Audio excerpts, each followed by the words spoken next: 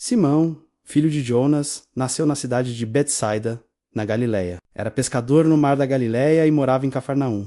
Homem simples, de fala direta e temperamento impulsivo. Seria escolhido para uma das missões mais extraordinárias da história humana. Ser a pedra sobre a qual Jesus Cristo edificaria sua igreja. Segundo o Evangelho de João, versículo 42, foi seu irmão, André, também pescador e discípulo de João Batista, quem apresentou Simão a Jesus. Certa vez, após Pedro ter sua fé reavivada, Jesus disse: Tu és Simão, filho de Jonas, tu serás chamado Cefas, que significa pedra. Essa mudança de nome simbolizava um novo propósito. Simão seria a base de uma nova comunidade espiritual. Nos evangelhos, Pedro aparece como líder natural entre os 12 apóstolos. Ele é o primeiro a reconhecer Jesus como Cristo, como está no evangelho de Mateus 16:16, mas também é aquele que, por medo, o nega 3 vezes na noite da prisão. Como dito em Lucas capítulo 22, versículos 61 a 62, sua personalidade era intensa. Andou sobre as águas e afundou por falta de fé. Mateus 14, versículos 28 a 31. Cortou a orelha de um soldado no Getsêmani, João 18:10.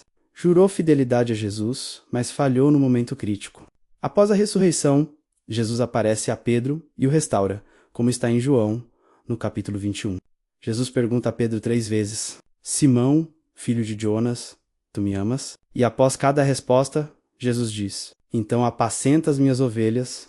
Essa tríplice afirmação desfaz sua tríplice negação. Pedro é reconfirmado como líder dos apóstolos.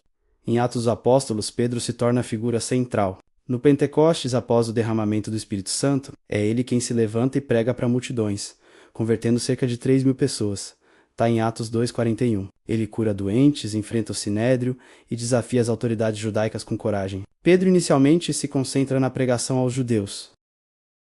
No entanto, após a visão em Jope, como citado em Atos 10, entende que o evangelho também é para os gentios um momento chave na teologia cristã. Paulo, em Gálatas 2, narra uma divergência com Pedro em Antioquia, por ele ter se afastado dos gentios por medo dos judeus. Essa tensão mostra o processo de amadurecimento da igreja. A tradição cristã atribui a Pedro 2 epístolas do Novo Testamento, a primeira epístola de Pedro e a segunda epístola de Pedro. A primeira epístola é uma carta pastoral, com foco na esperança diante do sofrimento.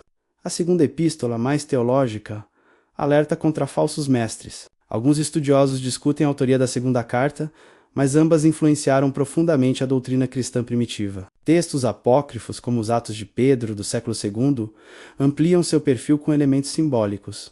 Um dos episódios mais famosos é o Quo Vadis. Pedro foge de Roma durante a perseguição de Nero, mas no caminho vê Jesus carregando uma cruz. Pedro pergunta: Quo vadis, domine, que significa: para onde vai, Senhor? Jesus responde: vou a Roma para ser crucificado novamente. Pedro entende e retorna à cidade.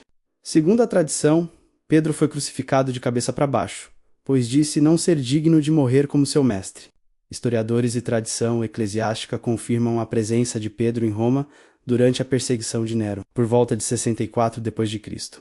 Eusébio de Cesareia, citando Orígenes, afirma que ele foi crucificado invertido. A Basílica de São Pedro, no Vaticano, teria sido construída sobre seu túmulo, tornando-se um dos locais mais sagrados da cristandade. Pedro é lembrado como o primeiro bispo de Roma, e por consequência, o primeiro papa, segundo a tradição católica. De pescador a mártir, denegador a líder espiritual, Pedro simboliza a jornada do ser humano comum tocado pela graça.